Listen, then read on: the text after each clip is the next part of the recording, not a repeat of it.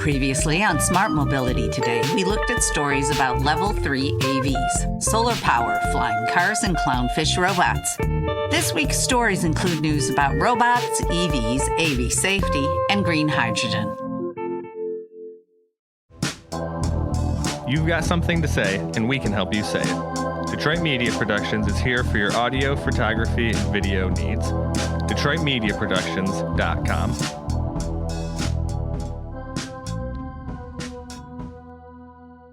Hi, this is Cindy Polakowski. Artificial intelligence is making industrial robots smarter. Expected to spur growth in the industrial automation sector, this industry has seen a record year in shipments of robots. Any pause in activity, according to experts, is just due to the time it takes for any business to optimize their factory and warehouse operations with the robots they've purchased. Even with the required adjustments, AI will make the use of robots even more compelling, as evidenced by the record 44,303 industrial robots shipped to U.S. manufacturers in 2023. The latest stats were released by the International Federation of Robotics as the organization opened this week's Automate show in Chicago.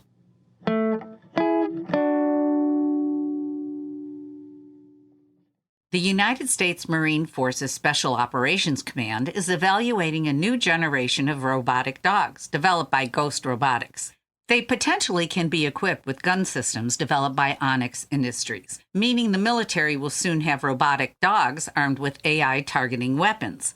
The military calls the robots quadrupedal unmanned ground vehicles and has mainly used them for surveillance and reconnaissance. Arming them, while it creates bigger headlines, is not a new thing. The Marines have in the past also tested robotic dogs armed with rocket launchers.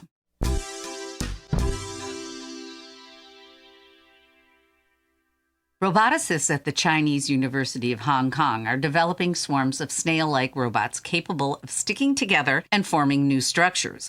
Biomimicry is common in robot design, but the development of aquatic or flying robots capable of navigating three-dimensional environments is not the same as developing robots that walk or crawl on the ground. The Hong Kong team snail-inspired robots use magnetic treads and remote-controlled retractable suction cups to maneuver across difficult terrain or over each other. The inspiration for the research team? Shelled gastropods. Looking for better ways to manage your IT, phone systems, or remote workforce? Improve your organization using technology that works for you. psntechnology.com.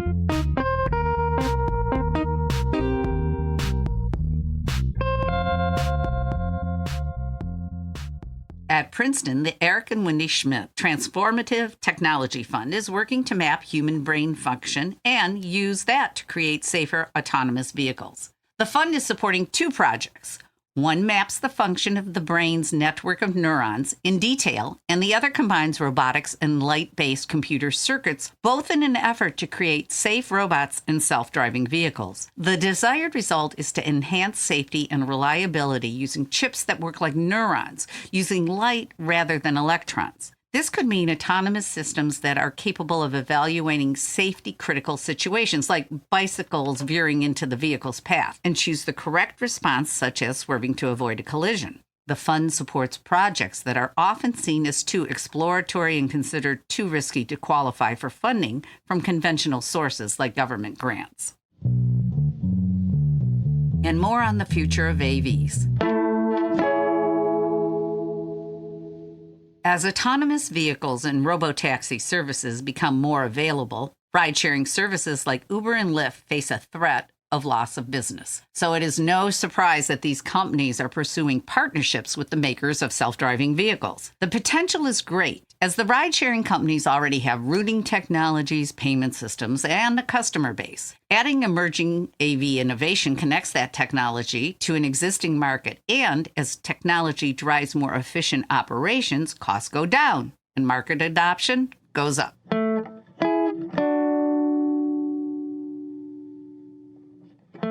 Getting an EV in the United States could get easier. The federal government last week loosened rules governing EV tax credits, making more EVs eligible for a $7,500 incentive. While some Biden administration critics say that this just helps China, the Treasury Department announcement is part of the 2022 Inflation Reduction Act, and in extending the credits gives automakers more time to comply with provisions focused on the origins of battery minerals.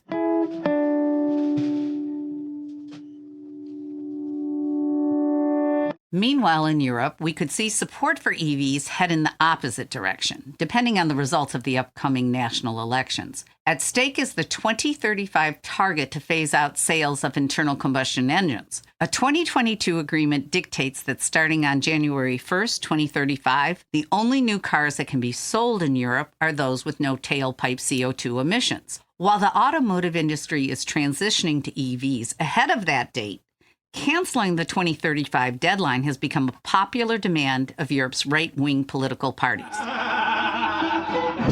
We will be right back. All right, ready. All right, ready. That's fine. All right, ready. We'll be right back. More water. We'll be right back. But I can give it a go. Presenting. Too many. I did. Okay, That for the door. makes no sense. Okay, go forth. Okay, you're right.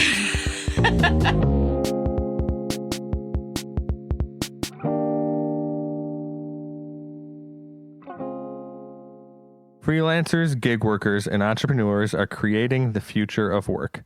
Subscribe to our weekly newsletter at workshifter.com and follow us at Workshifter on social media.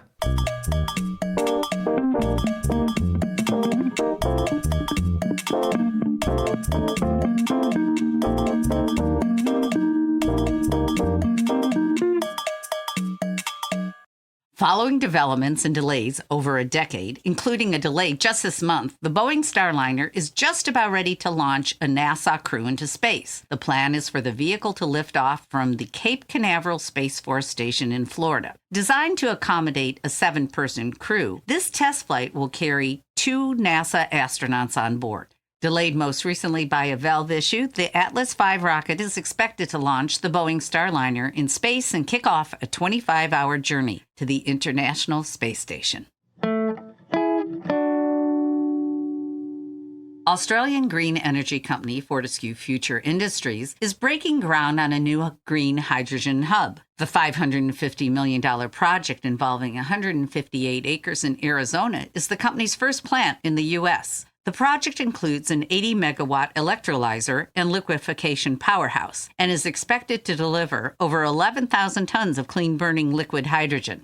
The construction phase means 2,000 new jobs and 400 permanent positions once the facility is up and running. The hydrogen plant will sit in a region that currently burns 5 billion-plus gallons of diesel fuel annually. Production should begin at the facility by mid-2026. We previously talked about a large and super expensive yacht powered by solar and batteries. Now, a story about a super yacht powered by hydrogen. Traditionally, yachts can emit over 7,000 tons of CO2 per year, so they aren't green at all. That's why Project 821 is interesting. Billed as the world's first hydrogen fuel cell superyacht, Project 821 has been in the design and construction phase for 5 years. The yacht measures 260 feet long. As a zero-diesel boat, it will sail shorter distances than standard superyachts, but reportedly still functions like a floating hotel, offering the same amenities and producing zero emissions. With 5 decks above the waterline and 2 below it, 14 balconies, and 7 fold-out platforms. It also houses a pool, jacuzzi, steam room, 2 bedrooms, 2 bathrooms, gym, pantry, fireplace-equipped offices, living room, library, and a full walk-around deck. Length was added to the yacht to house the specifically designed cryogenic storage compartment for the liquefied hydrogen, along with 16 fuel cells, a switchboard connection for the DC electrical grid, and water vapor emission vent stacks, necessitating an extra 13 feet added to the vessel's original specifications. But a super yacht is just where you would expect 13 feet longer is not a problem at all.